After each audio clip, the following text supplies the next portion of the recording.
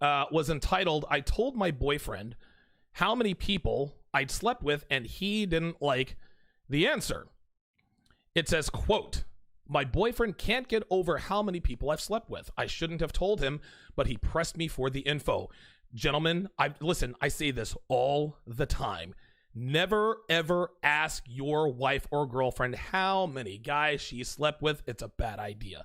It doesn't matter what number she gives. The number is always going to be too high, guys.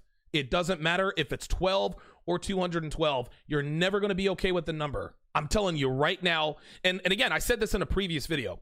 Men of value, we don't ask our women what their notch count is for a reason, because we know that her notch count is exorbitant. We're trying to focus on who she's trying to become, not on who she was. Now, of course, we take precautions, right? Because we know all women have high body counts. We take precautions to make sure that we don't get got, but we don't really want to know. Listen, all we know is that you've slept with a lot of guys. We don't need to know any of the details.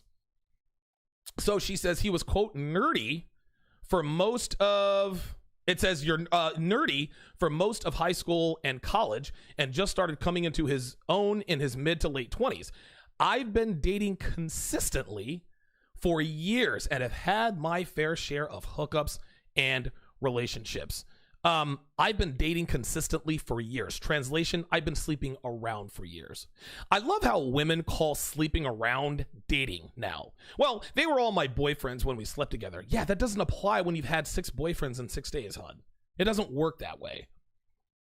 Then she says, and while I don't think my number is crazy at all, he can't deal with the transparency. I don't think my number is crazy at all. Of course you don't think your number is crazy at all. You can't think it's crazy.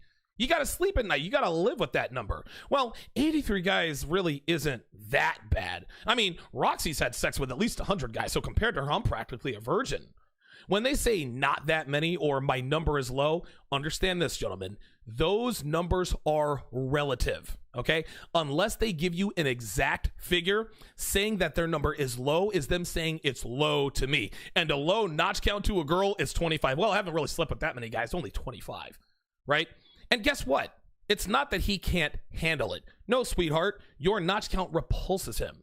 When he said, listen, when she says this, he can't handle it, it's almost as though she is shaming him for not being, quote, man enough to handle her, quote, transparency. No, baby girl, he caught feelings for you. And now that he knows you're a petri dish, he's at odds with himself. So she continues. She says, we've been dating for 2 years and we're serious. I don't want to break up. How can I handle this?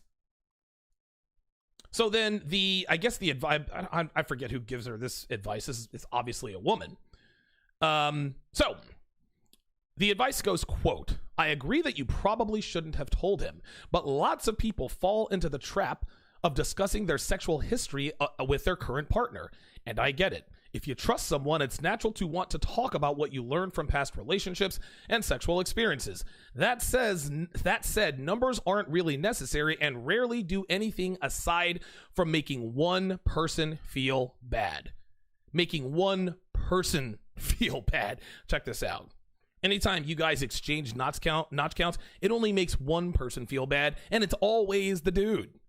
If a girl finds out that you've had sex with 200 chicks, she's not going to be like, oh my God, I can't believe it. I'm so turned off. No, she's going to act like it bothers her because she knows she's supposed to act like it. But then 18 seconds later, she's dying to know why 200 women allowed him to have sex with them, and hopes against all hopes that he uses those same techniques on her. No, it is always the dude who feels bad. Here's another woman trying to act like men and women are the same and have the same circumstances. A man who sleeps with a lot of women is not the same as a woman who sleeps with a lot of men. It doesn't work that way no matter how much they want it to.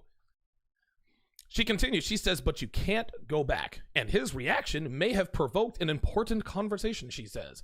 After all, this isn't an issue of who has slept with more people. It's about his comfort with his past. And it's about both of you establishing that your needs are being met by this relationship. Comfort with his past? What does his past have to do with anything? No. It's her past that's got him twisted. Right? Like, dude, like she says, this isn't an issue of who slept with more people. Yes, it is. It is always an issue. And it's not, no, she's right. It's not an issue of who slept with more people. It is an issue that my girlfriend has slept with 200 plus guys. That's a problem. And then she goes on with this, well, establishing that your needs are blah, blah, blah. Bruh. This expert in this little paragraph literally just talked a bunch of gibberish. That whole paragraph, none of that made any sense whatsoever. That was just a bunch of psychobabble. That meant nothing. Comfort with this past and as both of you establishing that your needs are being met by this. No, that doesn't mean anything. Ay, ay, ay. Let's continue. She says, first, you have to figure out the problem you are tackling because it will change the course of action. Problem number 1. Does your boyfriend feel like he's missing out? She says, quote, did your confession trigger his hidden desire to play the field? Or fears that he hasn't experienced enough sexually before settling down? Timing is crucial. And if a relationship is going to bud into a long-term partnership, both parties need to quell their doubts. I often talk to couples where one partner has experienced a lot of love and sex in their teens and 20s and is ready to make a commitment, while the other person who has a limited, more romantic past is not. Guys, this is so funny. I talk to couples where one partner, no, you talk to partners where the woman has slept with more dudes than the man has slept with women. Like, it's so funny how these people think we don't know they're talking about women. Seriously. Well, I talk with one partner who's experienced a lot more love and sex in their teens and 20s. That's women, sweetheart. Like, get out of here with that. Anyway, she continues. She says, to some extent, this is about FOMO, fear of missing out, but it is also based in reality. If you haven't kissed a few frogs, how do you know you found your prince or princess? Oh my God. If you haven't kissed a few frogs, this again is giving her, she's trying to make this girl feel better about the fact that she slept with a lot of guys. Well, you can't find your prince if you haven't kissed a few frogs. Then she tried to conflate it with the man, which is not what really we're talking about here.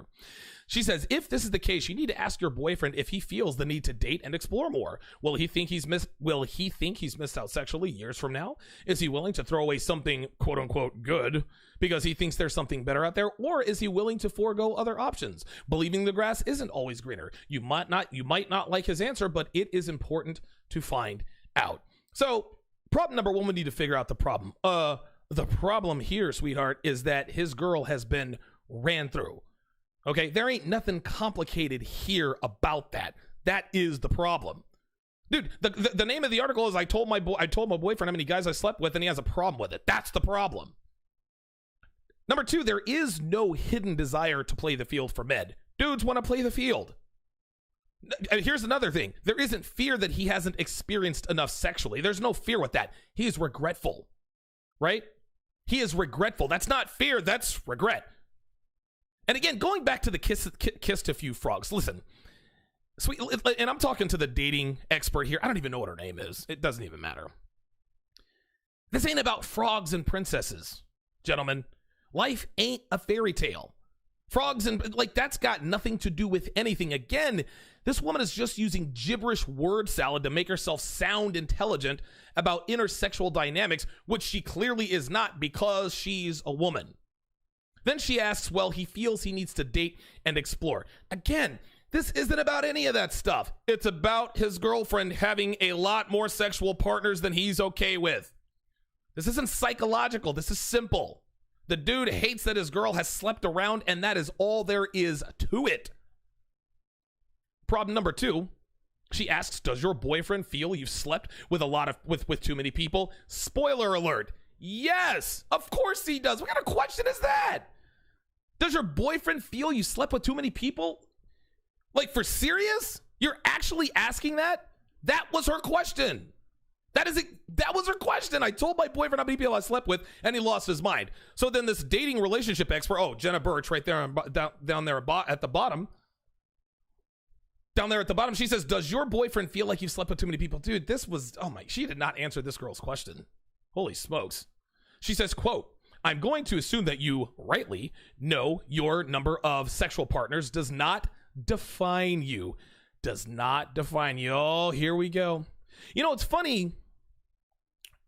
When women who say my number doesn't define me, it's funny when they say that, but it means exactly that.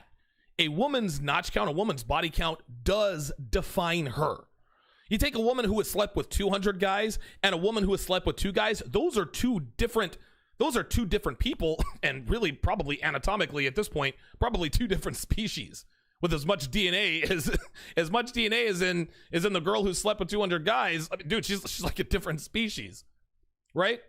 But seriously thinking, a woman's notch count does define her. This is why women are always lying about their notch count, because they know it matters. And don't get me wrong, guys. I understand that this relationship expert is trying to make this girl feel better about having been passed around, but what's done is done. That's just all there is to it. Let's see. She continues. She says, perhaps your boyfriend believes the same thing on a rational level. And if he doesn't, well, you don't need me to tell you how problematic and misogynistic that is. If that's it, in fact, if that's the case, your conflict might boil down to a difference in values and turn into a deal breaker. But I'm going to guess there's more to it than that. No, that is all there is to it. And this has nothing to do with differences in values. Women shouldn't sleep around. That's what this comes down to. So let me just get this straight. Let me just go back to the misogynistic thing. If it bothers a man that his girlfriend has had at least 97 partners, because we always know, we know it's always more than they say, he's a misogynist. Do you guys see how this works here in today's world? A woman can have standards and requirements, but men can't. A woman can say she wants a man who's at least 6 feet tall, looks a certain way, makes a certain amount of money, and she's got standards. But a man who's bothered by a woman sleeping around is a misogynist? This is how it works, guys. Women can have standards, but men can't. Gotcha. Let's continue. Oh, here we go. You see, she says, eons and eons of toxic masculinity has taught men that they need to be sexually confident and experienced. And a lot of men struggle with living out what they proclaim to get. That it's okay for a woman to have had more sexual partners because it somehow makes them feel ashamed. Toxic masculinity. Jesus Christ. How many times do I have to keep telling these women that men and women are different? A woman who sleeps around is viewed differently than a man who sleeps around. And most of the judgment for women who sleep around comes from who? Other women. Dude, women show more misogyny than men. So now she tells him, ask your boyfriend what he rationally believes. Do you think my sexual number defines me? I'm guessing that hearing how crazy that sounds might provoke an honest conversation about where his actual insecurity lies. Ay. So a man is bothered by a woman's notch count, and now he's insecure, right? So let's go down the list here. Girl says that she slept with 76 guys or whatever crazy number she gave him, and her boyfriend loses her mind, right? So she's the one that slept around, right?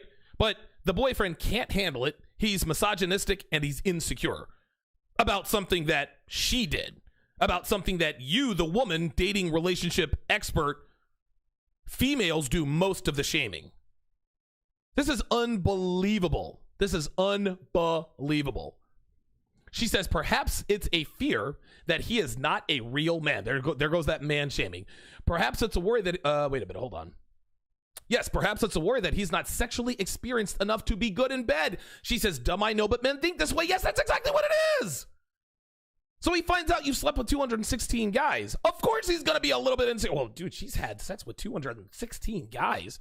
I've had sex with what? 8 girls? I'm not going to be I'm never going to be able to give her that kind of good sex. This is what guys think. Dumb I know, but men think this way. Yes, we do think this way. She ends it with, if you're both committed to each other, the conversation will only bring you closer, help you grow more secure, and enable you to move past this roadblock. After all, sex is way more fun when you are doing less accounting. No, sweetheart. Listen, you know what? Actually, sex is more fun when you're doing less accounting because you don't have to think about the other 117 phalluses that have been inside of your girlfriend. Ay.